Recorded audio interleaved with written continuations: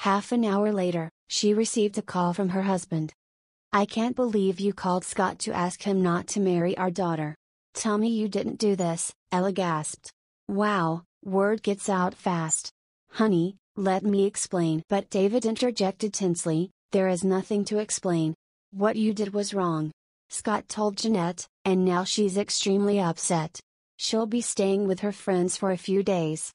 She doesn't want to see you right now." He paused briefly. "And I don't blame her." That evening Jeanette wasn't the only one who didn't come home. David sent Ella a text message informing her of a sudden emergency that had arisen. There was no explanation as to the nature of the emergency. It was so unlike him and against the spirit of their marriage. He might flirt with woman after woman, could even sleep with them and spend his money on them for all she knew, but he had always come home and taken his place at the table in the evenings. No matter how deep the rift between them, she always cooked and he always ate, gladly and gratefully, whatever she put on his plate. At the end of each dinner, David never failed to thank her, a heartfelt thank you that she always took to be a coded apology for his infidelities. She forgave him. She always did. This was the first time her husband had acted this brazen, and Ella blamed herself for the change. But then again, guilt was Ella Rubinstein's middle name. When she sat at the table with her twins, Ella's guilt gave way to melancholy. She resisted Avi's pleas to order pizza and Orly's attempts not to eat anything, forcing them to munch on wild rice with green peas and roast beef with mustard glaze. And although on the surface she was the same hands-on, concerned mother, she felt a surge of despair rise in her, a sharp taste in her mouth, sour like bile. When dinner was over, Ella sat at the kitchen table on her own, finding the stillness around her heavy and unsettling. Suddenly the food she had cooked, the outcome of hours of hard work, seemed not only dull and boring but easily replaceable. She felt sorry for herself. It was a pity that, at almost 40, she hadn't been able to make more of her life. She had so much love to give and yet no one demanding it. Her thoughts turned to sweet blasphemy. She was intrigued by the character of Shams of Tabriz. It could be nice to have someone like him around, she joked to herself. Never a dull day with a guy like him. And somehow the image that popped up in her mind was of a tall, dark-looking, mysterious man with leather pants, a motorcycle jacket, and black hair that fell to his shoulders, riding a shiny red Harley-Davidson with multicolored tassels hanging from the handlebars. She smiled at the image. A handsome, sexy, Sufi motorcyclist riding fast on an empty highway. Wouldn't it be nice to get picked up while hitchhiking by a guy like that? Ella then wondered what Shams would see if he read her palm. Would he explain to her why her mind turned from time to time into a coven of dark thoughts? Or how come she felt so lonely even though she had a large, loving family? What about the colors in her aura? Were they bright and bold? Had anything in her life been bright and bold lately? Or ever? It was then and there, while sitting alone at the kitchen table with only a faint glimmer of light from the oven, that Ella realized that despite her high-flying words denying it, and despite her ability to keep a stiff upper lip, deep inside she longed for love. Shams. An INN outside Samarkand, March 1242. Burdened with loneliness, all fast asleep in separate dreams, were more than a dozen weary travelers upstairs at the inn. I stepped over bare feet and hands to reach my empty bedroll that reeked of sweat and mold. I lay there in the dark, mulling over the day's events and reflecting on any divine signs I might have witnessed but, in my haste or ignorance, failed to appreciate. Since I was a boy, I had received visions and heard voices. I always talked to God, and He always responded. Some days I ascended all the way up to the seventh sky as light as a whisper. Then I descended into the deepest pits of the earth, suffused with the smells of soil, hidden away like a rock buried under mighty oaks and sweet chestnuts. Every so often I lost my appetite for food and went without eating for days on end. None of these things scared me, though in time I had learned not to mention them to others. Human beings tended to disparage what they couldn't comprehend. I had learned that firsthand. The first person to misjudge my visions was my father.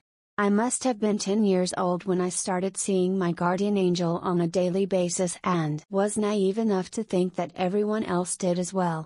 One day, while my father was teaching me how to build a cedar chest so that I could become a carpenter like him, I told him about my guardian angel. "You have a wild imagination, son," my father said dryly. "And you better keep it to yourself. We don't want to upset the villagers again."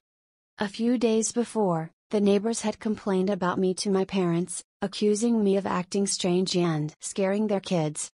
"I don't understand your ways, my son. Why can't you accept that you are no more remarkable than your parents?" my father asked. "Every child takes after his father and mother. So have you." That was when I realized that although I loved my parents and craved their love, they were strangers to me. "Father, I am from a different egg than your other children. Think of me as a duckling raised by hens. I am not a domestic bird destined to spend his life in a chicken coop. The water that scares you rejuvenates me. For unlike you I can swim, and swim I shall. The ocean is my homeland. If you are with me, come to the ocean. If not, stop interfering with me and go back to the chicken coop." My father's eyes grew large, then small and distant. "If this is the way you talk to your father now," he said gravely, "I wonder how you will address your enemies when you grow up." Much to the chagrin of my parents, the visions did not disappear as I got older. If anything, they became more intense and gripping. I knew I made my parents nervous, and I felt guilty for upsetting them so, but the truth is, I didn't know how to end the visions, and even if I had, I don't think I would have. Before long I left my house for good. Since then Tabriz has become a smooth, sweet word, so fine and delicate that it melts on my tongue. 3 scents accompany my memories of this place: cut wood, poppy seed bread, and the soft, crisp smell of snow. I have been a wandering dervish ever since, not sleeping in the same place more than once, not eating out of the same bowl twice in a row, every day seeing different faces around me. When hungry, I earn in a few coins by interpreting dreams. In this state I roam east and west, searching for God high and low. I hunt everywhere for a life worth living and a knowledge worth knowing. Having roots nowhere, I have everywhere to go. During my travels I have taken all sorts of roads, from popular trade routes to forgotten tracks where you wouldn't run into a soul for days on end. From the coasts of the Black Sea to the cities of Persia, from the vast steppes of Central Asia to the sand dunes of Arabia, I have passed through thick forests, flat grasslands, and deserts, sojourned at caravansaries and hostels, consulted with the learned men in age-old libraries, listened to tutors teaching little children in miktabs, discussed tafsir and logic with students in madrasas, visited temples, monasteries, and shrines, meditated with hermits in their caves, performed zikr with dervishes, fasted with sages and dined with heretics, danced with shamans under the full moon, come to know people of all faiths, ages, and professions, and witnessed misfortunes and miracles alike. I have seen poverty-stricken villages, fields blackened by fire, and plundered towns where the rivers ran red and there were no men left alive above the age of 10. I have seen the worst and the best in humanity. Nothing surprises me anymore. As I went through all these experiences, I began to compile a list that wasn't written down in any book, only inscribed in my soul. This personal list I called the basic principles of the itinerant mystics of Islam. To me these were as universal, dependable, and invariable as the laws of nature. Together they constituted the 40 rules of the religion of love, which could be attained through love and love only. And one of those rules said, "The path to the truth is a labor of the heart, not of the head. Make your heart your primary guide, not your mind. Meet, challenge, and ultimately prevail over your nafs with your heart. Knowing your ego will lead you to the knowledge of God." It had taken me years to finish working on these rules. All 40 of them. And now that I was done, I knew I was nearing the final stage of my time in this world. Lately I had been having many visions in this direction. It wasn't death that worried me, for I didn't see it as an end, but dying without leaving a legacy behind. There were many words piled up inside my chest, stories waiting to be told. I wanted to hand all this knowledge to one other person, neither a master nor a disciple. I sought an equal, a companion. "God," I whispered into the dark, damp room, "all my life I traveled the world and followed thy path. I saw every person as an open book, a walking Quran. I stayed away from the ivory towers of scholars, preferring to spend time with outcasts, expatriates, and exiles. Now I am bursting. Help me to hand thy wisdom to the right person. Then thou can do with me as thou wish. Before my eyes the room was showered with a light so bright that the faces of the travelers in their beds turned lurid blue. The air inside smelled fresh and alive, as if all the windows had been pushed open and a gusty wind brought in the scent of lilies and jasmine from faraway gardens. Go to Baghdad, fluted my guardian angel in a sing-song voice. What is awaiting me in Baghdad? I asked. You prayed for a companion, and a companion you will be given. In Baghdad you will find the master who will point you in the right direction. Tears of gratitude welled up in my eyes. Now I knew that the man in my vision was no other than my spiritual companion. Sooner or later we were destined to meet. And when we did, I would learn why his kind hazel eyes were eternally sad and how I came to be murdered on an early spring night. Ella. Northampton, May 19, 2008. Before the sun had set and the children had come back home, Ella placed a bookmark in the manuscript and put sweet blasphemy aside. Curious about the man who had written the novel, she went online and Googled Aziz Zahara, wondering what would pop up but not expecting much. To her surprise, a personal blog appeared. The colors on the page were predominantly amethyst and turquoise, and on top of the page a male figure with a long white skirt whirled slowly. Having never seen a whirling dervish before, Ella took a careful look at the picture. The blog was titled An Eggshell Named Life, and beneath it there was a poem with the same title, Let us choose one another as companions. Let us sit at each other's feet. Inwardly we have many harmonies, think not that we are only what we see. The page was full of postcards from cities and sites all around the world. Underneath each postcard there were comments about that particular place. It was while reading these that Ella came across 3 pieces of information that immediately drew her attention. First, that the A in Aziz Zahara stood for Aziz. Second, that Aziz regarded himself as a Sufi. Third, that at the moment he was traveling somewhere in Guatemala. In another section there were samples of the photos he had taken. Most were portraits of people of all colors and stripes. Despite their stark differences, they resembled one another in one curious respect. All the people in all the portraits had something visibly missing. For some the missing element was a simple thing, like an earring, a shoe, or a button, while for others it was much more substantial, like a tooth, a finger, or sometimes the leg. Underneath the photos it read, no matter who we are or where we live, deep inside we all feel incomplete. It's like we have lost something and need to get it back. Just what that something is, most of us never find out. And of those who do, even fewer manage to go out and look for it. Ella scrolled up and down the web page, clicked on every postcard to enlarge it, and read every comment Aziz had made. At the bottom of the page, there was an email address, azizzahara@gmail.com, which she wrote down on a piece of paper. Next to that she found a poem by Rumi. Choose love, love.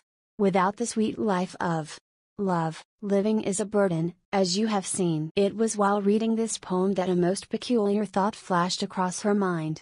For a fleeting moment, it felt as if everything Aziz Zahara included in his personal blog, the pictures, the comments, the quotations, and the poems, were written for her eyes only. It was a strange and slightly supercilious thought, but one that made perfect sense to her. Later in the afternoon, Ella sat by the window, feeling tired and slightly down, the sun heavy on her back and the air in the kitchen filled with the smells of the brownies she was baking.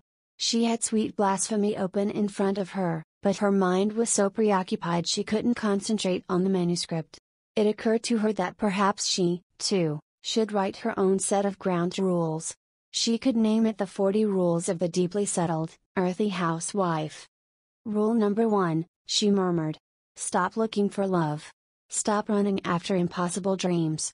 There are surely more important things in life for a married woman about to be 40. But her own joke produced an obscure discomfort in Ella, reminding her of bigger worries. Unable to hold herself back anymore, she gave her elder daughter a call. She got her answering machine. Jeanette, dear, I know it was wrong of me to call Scott. But my intentions weren't bad. I just wanted to make sure. She paused, deeply regretting not planning this message in advance. She could hear the soft rustle of the answering machine recording in the background. It made her nervous to think that the tape was rolling and time was running short. Jeanette, I'm sorry for the things I do. I know I shouldn't complain when I'm so blessed. But it's just that I'm so unhappy. Click.